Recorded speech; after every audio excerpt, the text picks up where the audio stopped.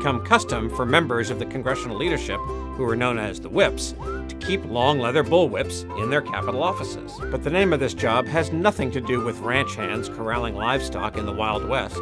Instead, the title is connected to the world of hunting in 19th century England. The whipper-in was the assistant huntsman, assigned to keep the hounds together, making sure that none of them strayed from the pack, and the assigned job of finding the fox. And that is a pretty good way to start describing what the 4 whips in Congress are supposed to be doing today.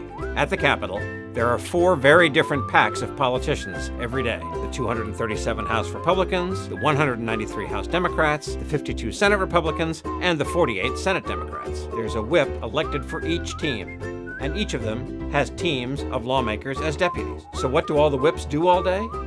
How do they keep their eyes on all these hounds? There are 4 central parts to the job. Number 1 is keeping track of the physical whereabouts of the members, especially when it's time for a close vote on the floor. Did somebody miss a flight or oversleep? Or go into hiding to avoid getting lobbied before the roll call?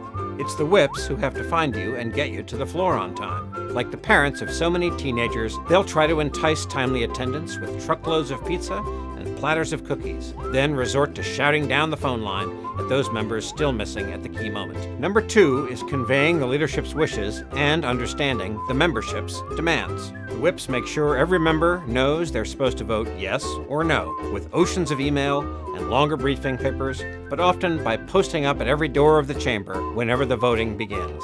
But they also run a large intelligence gathering and early warning network designed to convey members' wishes up the chain of command as often as vice versa.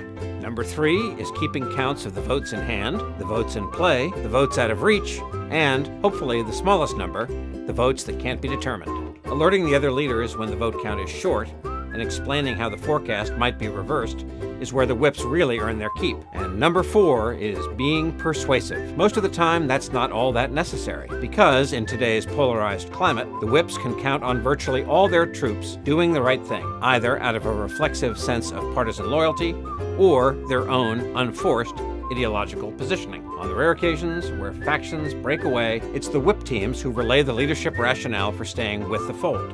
And if those don't work, it's the whips who find the right lobbyists on K Street, or community leaders in the wavering lawmaker's hometown, or the operators of the enormous campaign fundraising machinery to make the more pressurized arguments. Here's another analogy. If the majority and minority leaders are like corporate CEOs, working to advance their party's strategic goals by setting and executing grand policy-making strategy, then the whips are akin to the plant managers, keeping the operation on the legislative factory floor running smoothly by keeping their eyes on the numbers every day.